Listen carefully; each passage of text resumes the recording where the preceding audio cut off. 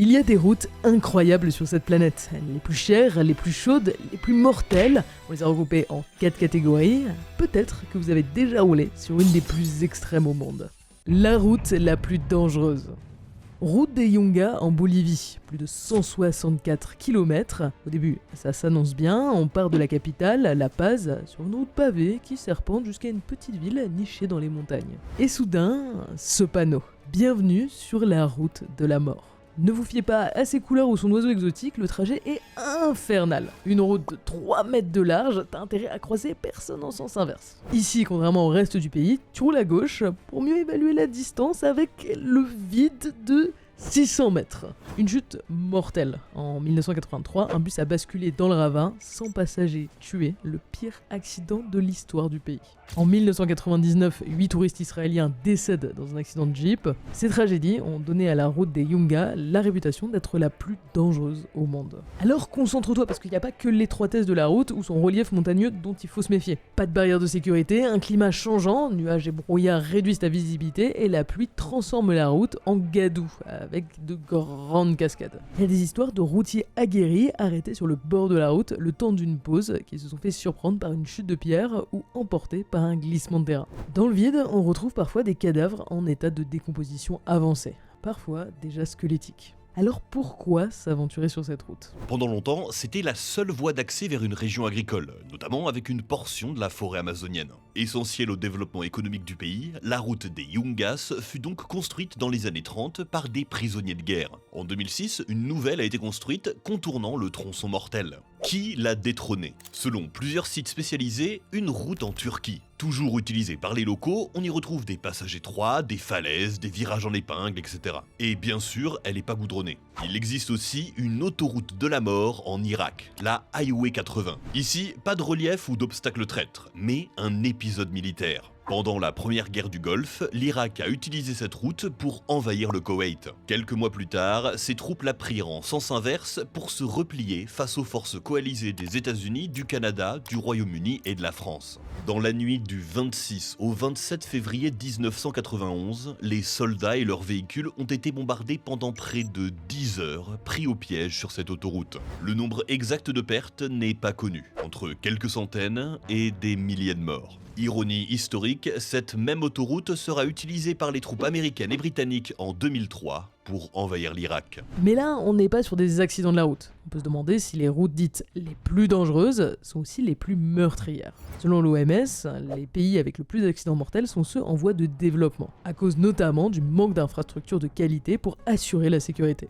Pourtant, les listes en ligne citent peu de routes en Afrique, alors que 16 des 20 pays aux routes les plus mortelles se trouvent sur le continent. Par contre, en Asie, là où il y a le plus d'accidents mortels, il y en a plein. En Inde, avec le col du Zojila ou la route entre Kijvar et Keylong. Même rengaine qu'en Bolivie, montagne, itinéraire sinueux, pas pavé, pas de barrière de sécurité, grosse chute dans le vide. Mais ma préférée, c'est en Chine. Il y a un paquet de routes extrêmes, comme celle au 99 virages ou l'autoroute de Sichuan-Tibet, qui, elle, expose les routiers aux dangers de l'Himalaya, éboulements, avalanches, etc.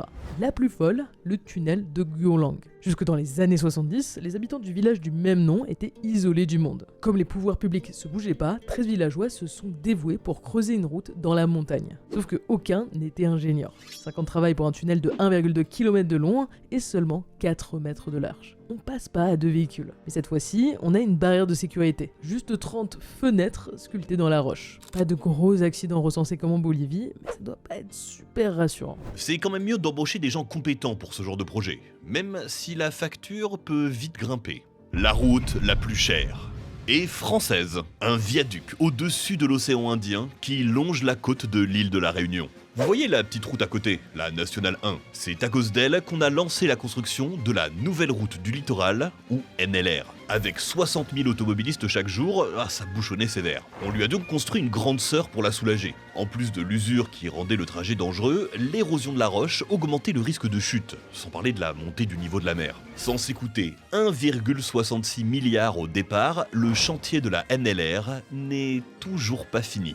Seul un tronçon de 8 km sur les 12,5 prévus a été ouvert en 2022. À l'origine, la route devait être en deux parties, le viaduc et une grosse digue. Mais finalement, non, ça sera tout au viaduc. Donc, faut se réapprovisionner en béton, ressortir les grues, les pelleteuses, le budget double, 2,2 milliards d'euros. Un tel méga projet attire des critiques, notamment sur l'impact écologique, mais aussi sur sa priorité. En effet, le niveau de vie à La Réunion ne permet pas à tous les habitants d'acheter une voiture. Ne serait-il pas plus intéressant d'injecter tout cet argent dans un réseau de transport en commun ? À ce jour, la NLR n'est toujours pas terminée, et elle a gagné le titre de route la plus chère du monde. Et n'importe quoi, 2,2 milliards, c'est rien à côté du pont Hong Kong-Zhuhai-Macao, le plus long pont maritime au monde. Au total, 55 km, une structure en acier qui pèse 60 fois la tour Eiffel, 4 îles artificielles avec des postes de contrôle pour un trajet en voiture de 45 minutes contre plus d'une heure en ferry. Ça relie l'aéroport international de Hong Kong, c'est censé dynamiser le tourisme, l'économie, renforcer les liens entre la Chine et la ville, le tout pour 18,7 milliards de dollars. Et les mêmes critiques que La Réunion. Le budget, l'impact écologique, mais aussi le coût humain. En 9 ans, 19 personnes sont mortes sur le chantier. Bref, ça paraît colossal, mais on a déjà vu des projets similaires. Notamment aux États-Unis avec le Big Dig de Boston et ses 14,6 milliards de dollars. Cette fois-ci, pas de pont, au contraire. La ville connaît dans les années 90 une saturation de sa circulation, conçue pour accueillir 75 000 véhicules par jour. C'est finalement plus de 200 000 qui empruntent l'autoroute surélevée. Un risque d'accident 4 fois plus haut que la moyenne nationale. C'était l'une des autoroutes les plus bouchonnées du pays. L'objectif est donc de démolir cette route pour en créer une souterraine. De ce fait, on libère de l'espace dans la ville pour aménager des parcs par exemple. Mais on construit aussi un pont au-dessus du fleuve pour rejoindre l'aéroport. Le tout pour fluidifier le trafic. C'est super, non ? 16 ans de chantier et une facture qui explose. Pourquoi ? À cause des retards de chantier dus notamment à des problèmes de matériaux qui entraînent des surcoûts et ont eu des conséquences tragiques. Le 10 juillet 2006, une jeune femme emprunte une partie du tunnel ouvert au volant de sa voiture. Son mari est assis sur le siège passager quand soudain un morceau du plafond s'effondre sur eux. Elle meurt sur le coup. L'enquête révélera que les ouvriers avaient utilisé de la résine de mauvaise qualité et que des tests de vérification n'ont pas été faits correctement pour tenir les délais. La société qui avait livré la résine a néanmoins versé 6 millions de dollars à la famille de la victime. La route la plus longue. La route panaméricaine, 24 140 km de l'Alaska à l'Argentine. Un projet qui a vu le jour dans les années 20, l'idée de renforcer l'union entre les pays américains. Et surtout soutenir le secteur de l'automobile en plein essor et favoriser le tourisme. 23 jours pour la parcourir de bout en bout, enfin ça c'est si vous ne comptez pas vous arrêter pour visiter les 14 pays qu'elle traverse. Il y en a même qui l'ont fait à vélo, 75 jours, 17 heures et 55 minutes en 2024. C'est pas tout à fait possible de la parcourir du nord au sud sans s'arrêter. Si elle est considérée comme la route la plus longue du monde, un petit tronçon n'a jamais été construit, le redoutable bouchon du Darien. Une jungle et des marécages inhospitaliers sur environ 160 km. Zone de tension avec les narcotrafiquants et les groupes armés qui tiennent la région. Les gens qui s'y aventurent, notamment les migrants, y meurent noyés de maladies ou peut-être pire encore. Si vous voulez compléter la panaméricaine, vous devez expédier votre véhicule du Panama vers la Colombie et contourner la région par bateau ou avion. Mais du coup, c'est pas vraiment la route la plus longue vu qu'elle est pas continue. En deuxième position, on cite souvent la Highway 1. L'Australie, c'est grand et vide, surtout au milieu. Et la population est surtout concentrée sur les côtes. Alors comment relier les différentes grandes villes du pays ? On fait le tour, 14 523 km. Sydney, Melbourne, Perth, Darwin, en plus de sites incontournables, la magnifique Great Ocean Road qui longe la côte, la grande barrière de corail, l'île Kangourou. Vous n'avez pas le temps et vous voulez battre le record, ça vous prendra que 5 jours, 13 heures et 43 minutes. Mais c'est pas sans danger. Certaines zones sont isolées, il y a des risques de tomber en rade d'essence, ce qui est jamais agréable en plein désert. Parmi les routes les plus longues, il y en a d'autres hyper connues, comme la 66 aux États-Unis. 3940 km de Chicago à la Californie, avec son panneau mythique. La Transsibérienne, 11 000 km de Saint-Pétersbourg aux confins de la Sibérie, en passant par Moscou et l'Oural. Et même la H1 qui part de la Turquie pour traverser toute l'Asie jusqu'au Japon. Souvent citée devant la Highway 1, avec ses 20 557 km. Mais il y a des zones qui se font en bateau, et surtout on peut théoriquement pas traverser toute la partie en Corée du Nord. Mais si vous n'êtes pas à l'aide à l'idée de faire des virages, alors quelle est la route la plus longue en ligne droite ? La Highway 85 et la Highway 10 en Arabie Saoudite. La première fait 822 km, mais n'est apparemment pas qu'en ligne droite. La deuxième, et ses 255 km, est inscrite au Guinness Book. Une route sur la glace. On a déjà cité pas mal de routes records, mais d'autres sont dans le Guinness Book. La plus basse, sur les rives de la mer Morte, 393 mètres sous le niveau de la mer. La plus haute, perchée à 5798 mètres en Inde. La plus étroite, en Allemagne, 31 cm. Faut y aller en pas chassé et bien rentrer le ventre. Même si, en France, on fait un peu mieux, avec 29 cm dans le village de Gassin. Comme quoi, le Guinness Book est pas toujours à jour. Mais pour moi, le record le plus fou se situe au nord du Canada, là où le thermomètre peut descendre à moins 40 en hiver. Assez pour geler des lacs entiers.